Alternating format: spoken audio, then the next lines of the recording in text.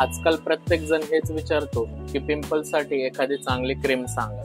तर चला आज याच्याबद्दलच आपण बोलूयात आणि बघूयात आपल्याला होणाऱ्या पिंपल प्रॉब्लेमसाठी नक्की कोणती क्रीम चांगली असेल। आपल्या स्किनवर पिंपल्स तेव्हा होतात जेव्हा ऑइल, धूळ, माती, डस्ट किंवा बॅक्टेरियामुळे आपल्या स्किनचे पोर्स ब्लॉक होतात आणि जर त्यामध्ये इन्फेक्शन झालंच तर ते लालसर आणि पिवळसर असे दुखणारे पिंपल्स तयार होतात। अशा केसमध्ये त्या पिंपल्सवर आपण क्लीनसोल म्हणून जेल येते ती वापरू शकता, ज्यामध्ये क्लिंडामायसिन फॉस्फेट आणि निकोटिनामाइड जेल असे 2 प्रकारचे औषध येतात, जे आपल्या स्किनवर असणाऱ्या पिंपल्सचा लालसरपणा आणि त्यामध्ये असणारे इन्फेक्शन यांना संपवण्याचं काम करते।